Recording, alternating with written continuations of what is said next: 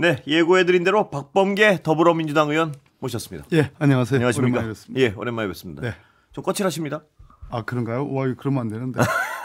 오늘 바쁘시죠? 뭐 재판 받느라고. 아, 그러니까요. 그거 여쭤보려고요. 남부지법이셨죠? 예. 패스트트랙 충돌 관련해서 1심 결심 공판이요. 예, 그렇습니다. 벌금형. 예, 400만 원 구형 받았습니다. 예, 구형. 이걸 선고라고 생각하시는 분들이 많더라고요. 구형이요. 예. 예, 구형입니다. 예. 아직 재판은 아직 끝나지 않았습니다. 예. 어떻게 보십니까? 오늘 구형에 대해서. 뭐 글쎄요, 울며 겨자 먹기 구형이라고 보여지는데 결국은 나경원 의원 등 거기 국회 선진화법 위반에 대해서 1심 판결이 면죄부를 준 거 아니에요. 예. 구형은 2년 했는데 2천만 원을 두 개로 나눠서 하는 게 그게 대단한 꼼수거든요. 예. 그리고 항소 포기를 했으니까 이릉 보면은 저희들 폭력행위등 처벌에 관한 법률 위반으로 했는데 벌금 400만 원, 뭐 500만 원, 300만 원 이렇게 나왔는데 예. 그렇게 구형할 일이 아니거든요. 예. 제가 진짜 있다고 생각하면은 예.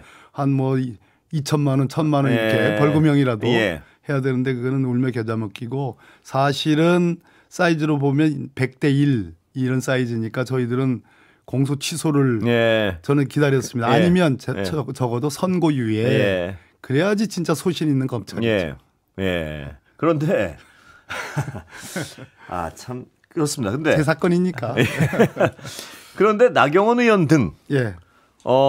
정말 누가 봐도 이 판결에 1심 판결에 환호해야 될 분들이 항소했습니다. 네. 어떻게 보십니까? 이게 의도가 뭔가요, 보시기에? 항소하고 집에 가서 웃고 있겠죠. 예. 살았다. 아, 예. 근데 막 그냥 저기 웃고 그냥 예. 겉으로 드러나도록 언론을 향해서 뭐 웃고 있으면 아이고 저거 뭐 예. 추한 모습이니까 그러지 못하고 항소하는 척해서 예. 결국은 오히려 항소함으로써 나는 무죄다 예. 이렇게 주장함으로써 검찰의 항소 포기 자체에 일종의 명분을 주는 예. 그런 형국이 됐는데 요거 하나만 더 얘기하겠습니다. 아무도 주목하지 않고 있는데 예. 지금 분리기소 분리판결 예. 이거는 두 개의 기소를 하고 각각 사건이 달라요. 예. 나경원 의원을 예를 들면 예. 그다음에 두 개의 판결을 선고했습니다. 예. 그래서 예. 판결문이 각각 달라요. 예. 이것은 선거법 위반 사안에 대해서 하는 거거든요. 예. 선거 범죄가 좀 약한데 예. 두 개를 합쳐서 하나의 선고를 하게 되면 결국 날아갈 수가 있으니까 예. 예. 그런 경우는 봐주기 위해서 예. 경미한 선거 범죄에 대해서 예. 나눠서 한단 말입니다.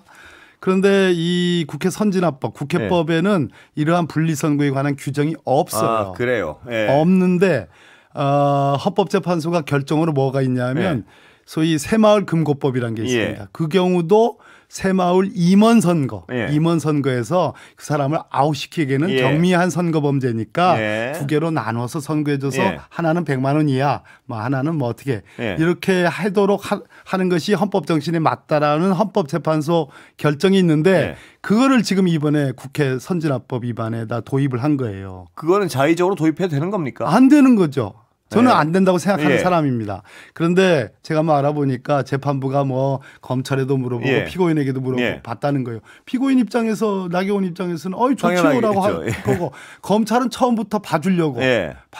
분리 기소를 했어요. 두 건으로. 그러니까 검찰이 그걸 why not? 왜 반대하겠습니까? 그렇게 하는 거예요. 예. 결국은 검찰과 법원이 짝짝꿍 해가지고 봐준 거. 결국 2천만 원, 400만 원. 예. 원래 500만 원 이상 나와야 되는데 예. 그렇게 봐준 겁니다.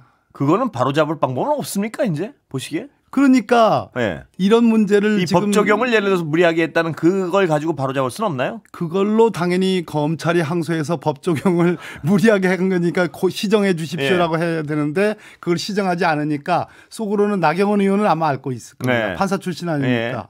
그러니까 알고 있을 거예요. 그러니까 이거 좋아라고 그냥 대놓고 좋아라고 할 수는 없으니까 집에 가서는 웃고 겉으로는 그것도 불만인 것처럼 하는 형국의 모양을 만드는 거죠. 예. 지금 박 의원님이 설명하셨지만요.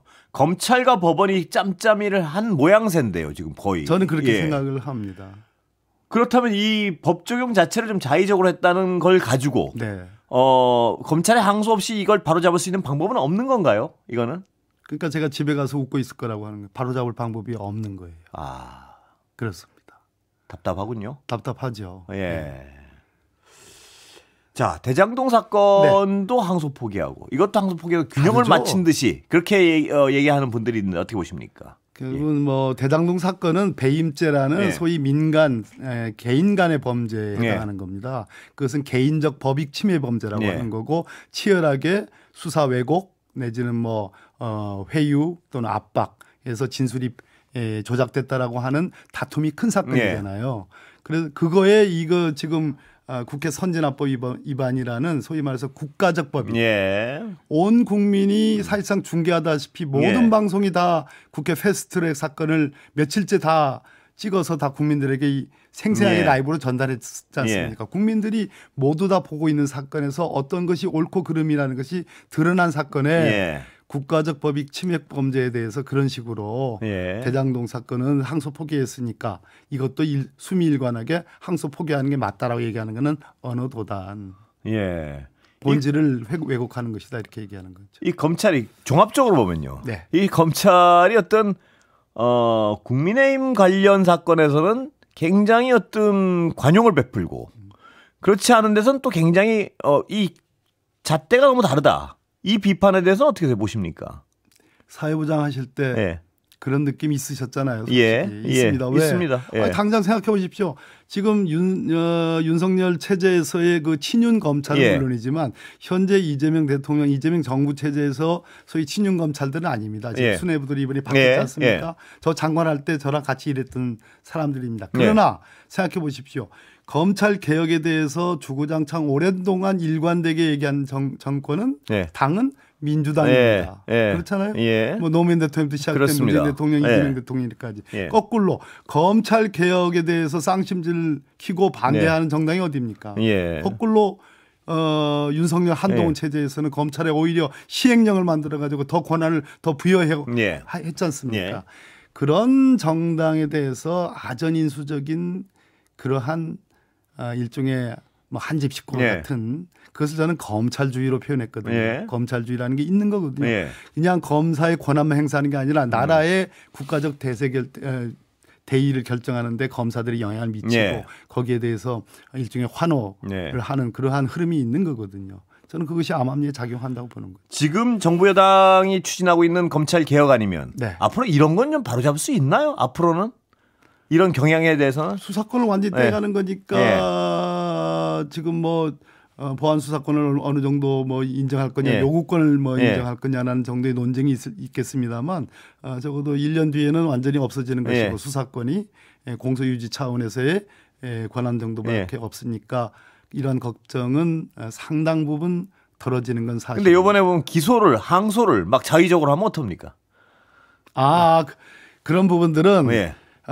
소위 말해서 예. 수사상의 왜곡으로 인한 어떤 그 국가적 예. 어떤 낭비, 예. 어떤 국가적 폐해라는 것보다는 훨씬 더 어떤 영향은 약해지는 거니까. 영향은 약해질 수 있지만 문제의 소지는 항상 남는 그거는 거죠. 어떻게 통제를 해야 되나요? 이번 어떤 검찰 개혁에는 그 방안에는 그 부분은 안 보여서. 아니요. 예. 원래 이 당초 법안들은 있었습니다. 예. 예를 들어서 기소 여부에 대한 심사위원회, 예. 기소통제위원회 예. 같은 것들을 만들고 예. 각 신급마다 예. 1심, 2심, 3심에서 지금처럼 뭐 대검이 예. 뭐 예를 들어서 자의적으로. 오다를 내려가지고 예. 따르고 뭐 예. 그런 느낌들이 있는데 예. 그런 것보다는 매 신급마다 어떤 위원회를 통해서 예. 또는 시민 통제의 방식으로 기소 여부, 항소 여부를 결정하게 하는 그것도 뭐 작은 부분이긴 예. 하지만 그것도 굉장히 중요하게 들어 있습니까? 다뤄야 될 부분이기도 합니다. 법안 중에는 예. 기소통제위원회 같은 것이 있습니다. 있습니까? 예. 예. 그리고요. 해외 순방 마치고 이재명 대통령이 귀국하자마자 네. 그 이화영 재판의 집단 퇴정한 검사들에 대해서 감찰 지시했습니다. 이건 어떤 의미로 보십니까? 이화영 전 경기부지사 위증 국회에서 위증했느냐 안 했느냐 예. 위증의 내용이 뭐냐면은 박상용이라는 예. 부장검사가 소위 그 대북 송금 사건과 관련해서 진술 회유. 예. 저 연어 파티, 예. 연어 술 파티를 예. 했느냐 여부거든요. 예. 그래서 어느 쪽이 했으면 이화영 전 부지사는 위증이 아니고 예. 안 했으면 위증이 되는 그렇죠. 사건이에요. 예. 이 사건은 국민 참여 재판으로 하게 돼 있습니다. 예. 딱 5번 정도 재판을 열어가지고 결론을 내기로 하는 그런 예. 사건이거든요. 근데 5번을 하는데 64명인가를 증인을 시청했습니다. 예. 그중에 교도관만 42명인가 예. 그렇습니다. 예. 제 사건에 5년 동안 재판했잖아요. 예. 예. 증인이 한 55명쯤 됩니다. 예. 하는데 5년 걸렸어요. 네. 67명을 5일 동안에 시민 참 배심원단이 들어와 가지고 재판하는 그 재판에 67명을 한꺼번에 증인받아 달라 하는 것은 한마디로 재판하지 말자. 재판하지 말자. 시민들 완전히 그냥 녹초가 돼 가지고 떨어지게 만들자 하는 그 형국밖에 안 되는 거기 때문에 결국 그것은 소위 재판권에 대한 침해 아니냐라는 것이 대통령 말씀이고 합당한 얘기로 저는 생각을 하는 거죠. 자, 박 의원님도 잘 아시겠지만 지금 주요 지금 진술 회유 의혹들이 여기저기 연어술 파티 의혹도 있고요. 대장동 건도 진술 있고요. 왜곡 의혹도 있고요. 일단 이런 거 감찰 법무부 장관 하셨으니까요. 네네. 감찰 결과 잘 나올 수 있습니까? 지금 보면 감찰 결과 이제 곧 나올 텐데 어떻게 보십니까? 정성호 법무부 장관은 감찰 의지가 있을 겁니다. 그런데 법무부가 감찰을 하려면 소위 법무부 안에 감찰관이 있습니다. 그런데 제가 알기로는 감찰관 자리가 아직 공석인 걸로 알고 있어요. 근데 이제 감찰관 이하의 직급들에 대해서는 있을 겁니다. 감찰 담당관은 있을 텐데 빨리 감찰관을 임명을 해가지고 감찰 시스템이 정상적으로 돌아가야 될 겁니다. 의지는 있습니다만 시스템이 완전한지는 아직은 좀 지켜봐야 됩니다. 그럼 감찰 결과 나면 좀 오래 걸리나요? 보시기에 상식적으로 지금 상황에서? 하기 나름입니다. 다른 건 몰라도 한번 마음 먹으면 제대로 진짜 의지만 있으면 할 수 있는 게 또 이번에야말로 한번 제대로 한번 진상을 드러내야 되는 거 아닌가 싶어서요. 동감입니다. 동감입니다. 그게 나오는 의혹이 워낙 엄청나서요. 그러니까 이게 한두 명의 검사가 연루된 게 아닌 것 같은 느낌이 좀 들어서요. 그렇습니다. 이건 한 조직 전체가 하나의 왜곡을 위해서 같이 동원됐다는 의혹을 지울 수가 없습니다. 지울 수가 없죠. 지금 대북 송금 사건에서 지금 연어술 파티 문제, 영수증은 나왔지 않습니까? 소주산 영수증은 나온 거거든요. 정황 증거는 자꾸 뚜렷해지는 것 같고요. 그럼 상당 정도의 신빙성이 있는 것이고 그 재판을 주재하는 재판장이 67명 신청을 했는데 아니 그 날짜가 특정됐지 않느냐. 그날이 5월 17일인가 그럴 겁니다. 그날에 그 개호 즉 김성태 또 저기 이화영 등등을 개호해서 법정에 데리고 간 그 담당 교도관 둘만 부르면 되는 거지 왜 그 다른 사람들 부릅니까라고 한다는 얘기는 그 재판장이 그 연어술 파티 그 소주 2병 산 거 그 영수증이 나오면서 약간은 이건 좀 문제가 있었던 거 아닌가. 심증을 좀 가진 걸로 저는 추정할 수 보여지는 거죠. 있군요. 그러니까 검사들 입장에서 난리가 난 거죠. 술 파티가 됐으면 이건 정말로 난리가 날 법 아니겠습니까? 그렇죠. 마찬가지로 대장동 사건에서도 저쪽에 33부의 이진관 부장판사가 하는 그 재판에서도 남욱 변호사가 이거 다 회유되고 압박을 받은 것이다. 뭐 험한 말로 거의 뭐를 어떻게 장기를 어쩌고저쩌고 했지 않습니까? 자, 그리고 그 김용현 전 장관의 변호인들의 행위는 어떻게 해석하십니까? 판사 출신으로서. 간이 배 밖으로 나온 거죠. 그러니까 그 사람들이 아까 제가 말씀드린 배임죄나 횡령죄나 무슨 뭐 절도 무슨 강도 이런 어떤 개인적 법익 재산범죄 관련된 거면 그렇게 재판장한테 대들었겠습니까? 있을 수가 없는 얘기죠. 있을 수가 없는 얘기입니다. 대한민국 법정사에 1948년 정부 수립 이후에 한국 법원사에서 있을 수가 없는 일이에요. 근데 이건 대들었다. 그 얘기는 뭐냐? 아직 내란 세력이 엄존하는 것이고 제대로 심판받지 않은 것이고 이 사람들 생각에 윤석열 혹은 윤석열과 같은 내란 세력들이 다시 집권한다 하는 그런 자신감이 있는 거예요. 그렇지 않고서 어떻게 이렇게 재판장 앞에 아니 근데 그 행위 자체는 정말 뭐 어처구니가 없는 행위지만 제가 또 하나 여쭤보고 싶은 건 그렇다면 그 사법부 독립을 그렇게 어떤 강하게 외쳐온 대법원은요. 이런 사안에도 더 할 수 있는 방법 이렇게 모욕을 재판부가 받고 있는데 이 정도밖에 대응을 못하는 건가요? 소위 이제 명예훼손이라든지 모욕죄 이런 등등은 이제 법원 행정처장이 대법관입니다. 그래서 법원 행정처장의 의사는 대법원장의 의사라고 추단은 되지만 이 사안 자체는 워낙 처음에 감치 명령을 했는데 그게 집행되지 않고 석방됐지 않습니까? 그래서 법원과 법무부 간의 갈등 소지도 있는 그런 사안이고 워낙 엄청난 사건이기 때문에 당연히 조희대 대법원장 입장에서는 이 부분에서 엄정하게 있을 수 없는 일이 벌어졌다.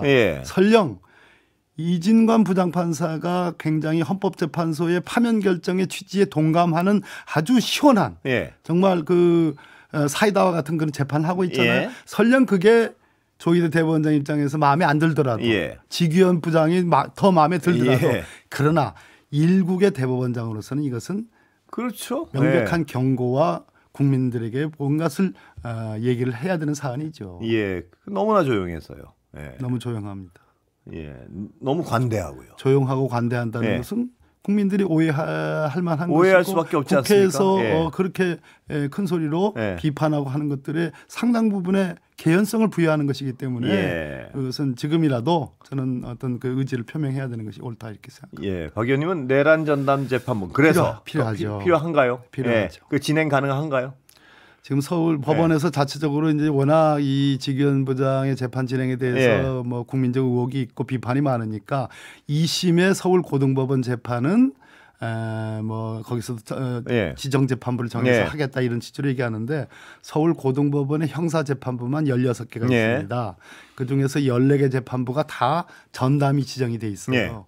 그런 식으로 하면 안 되고요. 그런 식으로 하면 안 되고요. 안 되고 설령 우리 법안 중에 뭐 법무부가 추천을 하고 대한변협이 추천하는 것이 설령 그것이 만약에 사법부 독립에 뭐 문제가 있다고 한다면 법원 내부적으로 법원 안에서 전국 법관 회의라든지 여러 법원 안에서의 민주적 채널을 거쳐서 이것이 공론화를 하게 되면 저는 아주 엄정하고 공정한 재판부가 저는 만들어질 거라는 확신을 갖고 있는 사람입니다. 그 정도는 우리 사법부가 저는 해낼 수 있다고 봐요. 그래서 국회가 개입해서 법을 만들기 전에 스스로 그 지금처럼 그냥 서울 고등에서 어디 딱 찍어가지고 전담 또는 뭐 뺑그로 돌려 전자 배당을 해서 하는 것이 아니라 그 의견 수렴을 해가지고 공정한 절차를 밟으면 저는 제대로 된 엄정한 재판부가 만들어질 수 있다고 봅니다. 그런데 조희대 대법원장이 그런 의지가 안 보여서 문제 아닌가요? 현재까지 안 보이죠. 그러니까 저희들이 입법을 하겠다는 얘기고 그 입법을 하겠다는 그 의지에 힘이 실리는 이유가 되겠습니다. 근데 앞으로도 어떤 태도 변화는 없을 것 같은데 어떻게 보십니까? 그러니까 대법원은. 법을 통과시켜야 된다고 생각합니다. 12월 달에 결국은 뭐 국민의힘에서 뭐 필리버스터 한다고 하지만 이 법은 결국은 전담재판부법은 통과를 시켜야 되지 않을까 하는 생각을 갖고 통과될 수 있는 거죠 지금. 충분히 가능하죠. 직위원 재판부가 윤석열 씨 풀어줄 가능성까지 나오는데 그건 어떻게 전망하십니까? 뭐 시간 예전에 노무현 대통령께서 이쯤 되면 막 가자는 얘기를 하는 거죠. 내년 1월인데 그거 지금 외환죄 일반 이적죄로 추가 기소했거든요. 그걸로 다시 영장 끊으면 됩니다. 그래서 구속 만기가 됐다 이런 변명하지 마시고 미리 한 뭐 열흘 전쯤에 새로 영장 끊어서 구속 기간 연장하고 뭐 내년에 선고한다고 하니까 초에 선고 이제라도 늦지 않았습니다. 선고만은 정말 국민적 여망에 맞고요. 또 헌법재판소의 파면 결정에 맞는 그러한 선고를 해주기를 저는 부탁합니다. 직위원 재판부가 워낙 국민적 어떤 지탄의 대상이 많이 됐었고 또 의혹의 대상이 됐어가지고 오히려 판결은 더 강하게 할 것이다 이런 전망을 하는 분도 있던데 어떻게 보십니까? 시간 다 됐습니다. 너무 낭만적으로 보면 낭만적으로 보면 여기까지 듣겠습니다. 감사합니다. 감사합니다. 더불어민주당 박범계 의원이었습니다.